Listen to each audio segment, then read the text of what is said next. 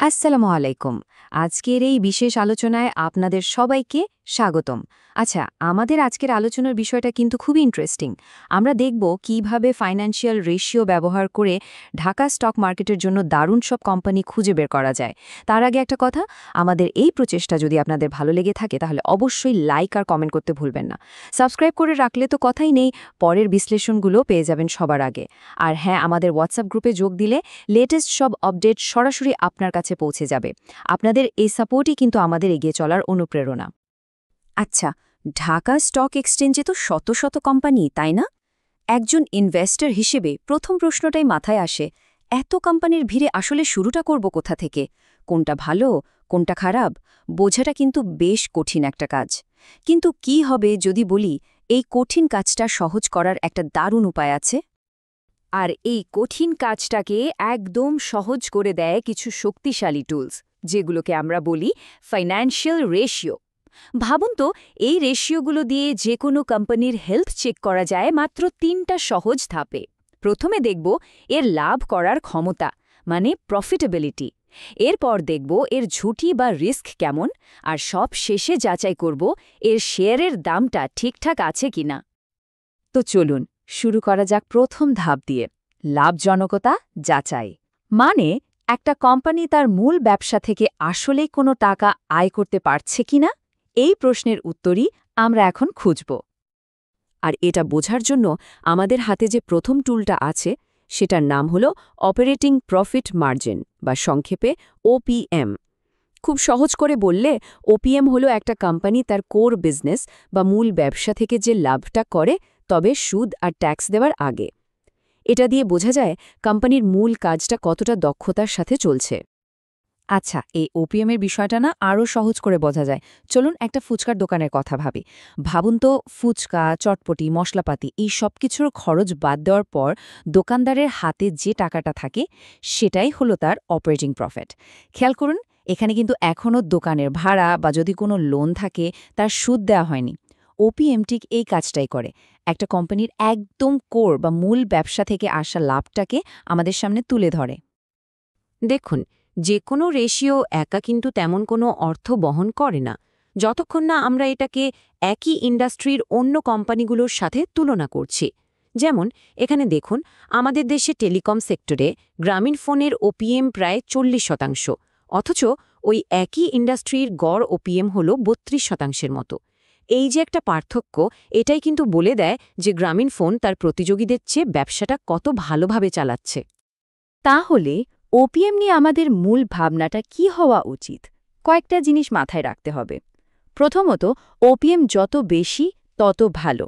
দ্বিতীয়ত, এটাকে সবসময় ইন্ডাস্ট্রির অন্য প্রতিযোগীদের সাথে তুলনা করতে হবে। তৃতীয়ত, দেখতে হবে সময়ের সাথে এটা স্থিতিশীল আছে কিনা। আর হ্যাঁ, যেসব কোম্পানির ওপিএম খুব বেশি ওঠানামা করে সেগুলো এড়িয়ে চলাই বুদ্ধিমানের কাজ।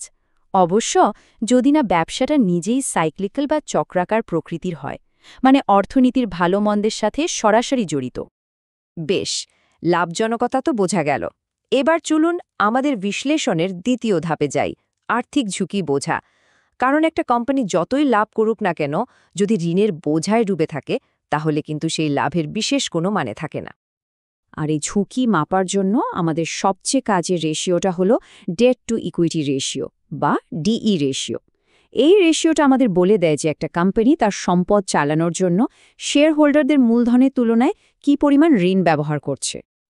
এই রেশিওটা একটা খুব জরুরি প্রশ্নের উত্তর দেয়, কোম্পানির সম্পদের ওপর আসলে কার দাবি বেশি, যারা ঋণ দিয়েছে তাদের, নাকি যারা কোম্পানির মালিক মানে শেয়ার হোল্ডার তাদের। একটা কথা মনে রাখা খুব দরকার, বেশিরভাগ বড় কোম্পানি কিন্তু ডুবে যায় নিয়ন্ত্রণের বাইরে চলে যাওয়ার ঋণের কারণে। তাই এই মেট্রিকটা খুবই গুরুত্বপূর্ণ। অনেক বিচক্ষণ বিনিয়োগকারীর জন্য একটা সহজ রুল অফ থাম্ব হল, যেই কোম্পানি ডি/ই রেশিও 0.5-এর নিচে, সেটাকে আর্থিকভাবে বেশ শক্তিশালী বলে ধরে নেওয়া যায়। এটাকে একটা সেফটি বেঞ্চমার্কও বলতে পারেন, যা বোঝায় কোম্পানির মাথায় ঋণের বোঝা বেশ কম। আচ্ছা, কম ঋণ থাকাটা এত জরুরি কেন? কারণটা খুবই পরিষ্কার, কম ঋণ মানে আর্থিক মন্দার সময় ঝুঁকিও কম, ব্যবসার গ্রোথের জন্য বা নতুন কোনো সুযোগ নেওয়ার জন্য কোম্পানির হাতে অনেক বেশি ফ্লেক্সিবিলিটি থাকে, আর লোনের সুদ কম দিতে হয় বলে লাভের পরিমাণ বাড়ার সম্ভাবনাও বেশি। সব মিলিয়ে এটা একটা স্বয়ংসম্পূর্ণ ব্যবসার লক্ষণ। তো আমরা লাভ দেখলাম, ঝুঁকিও মাপলাম। এবার চলুন আমাদের পাজেলের শেষ অংশে, ভ্যালুয়েশন বা মূল্যায়ন। মানে একটা ভালো কোম্পানি তো আমরা খুঁজে পেলাম, কিন্তু সেই কোম্পানির শেয়ারটা বর্তমান দামে কেনাটা কি ঠিক হবে? আর এই প্রশ্নের উত্তর খুঁজতে আমাদের সাহায্য করে প্রাইস টু আর্নিংস বা পিই রেশিও। এটা আসলে কোম্পানির শেয়ার প্রতি আয়ের সাথে তার বর্তমান শেয়ারের দামের একটা তুলনা। সোজা কথায় পিই রেশিও আমাদের দেখায় যে একটা কোম্পানির আয়ের ভিত্তিতে বিনিয়োগকারীরা আজ সেটার জন্য কত টাকা দিতে রাজি। আরও সোজাভাবে যদি বলি, পিই রেশিও আসলে বোঝায় যে একটা শেয়ারে আজকে যে টাকাটা ইনভেস্ট করা হচ্ছে, কোম্পানির লাভ দিয়ে সেই টাকাটা তুলে আনতে কত বছর লাগতে পারে।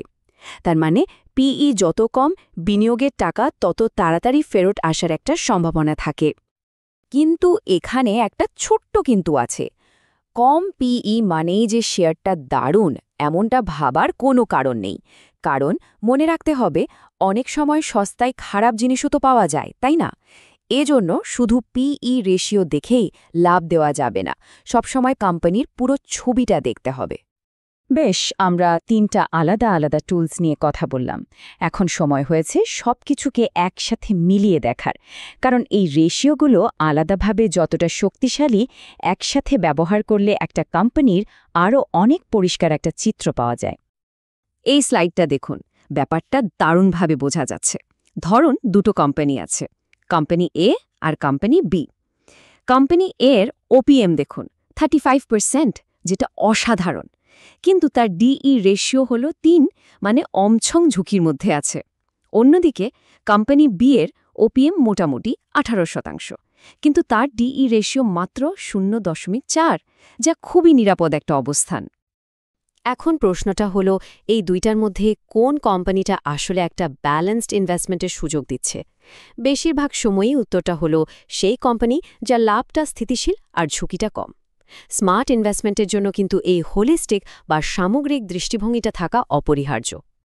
তাহলে পুরো আলোচনার পর আমাদের বিনিয়োগের ফ্রেমওয়ার্কটা কি দাঁড়ালো? একদম সহজ। ১. ওপিএম দেখে কোম্পানির লাভ করার ক্ষমতাটা যাচাই করে নেব। ২. ডিই রেশিও দিয়ে দেখব ঝুঁকির অবস্থাটা কেমন, আর মনে রাখব যে 0.5-এর নিচে থাকাটা একটা সেফ জোন। ৩. পিই রেশিও দিয়ে দেখব শেয়ারের দামটা তার ইন্ডাস্ট্রির তুলনায় ঠিকঠাক আছে কিনা। আর সবচেয়ে জরুরি ৪ নম্বর পয়েন্টটা হলো, এই তিনটাকে কখনোই আলাদাভাবে না দেখে একসাথে মিলিয়ে একটা পূর্ণাঙ্গ চিত্র তৈরি করা। শেষ করার আগে একটা কথা, এই যে এত সংখ্যা আর রেশিও নিয়ে আমরা কথা বললাম, এগুলো কিন্তু একটা কোম্পানির অতীতকে তুলে ধরে। আসল প্রশ্নটা হলো, এই সংখ্যাগুলো তার ভবিষ্যৎ সম্পর্কে কী গল্প বলছে? কারণ একজন স্মার্ট ইনভেস্টর শুধু বর্তমানে ডেটা দেখেন না, তিনি ডেটার ভেতর থেকে ভবিষ্যতের সম্ভাবনাটাও খুঁজে বের করার চেষ্টা করেন।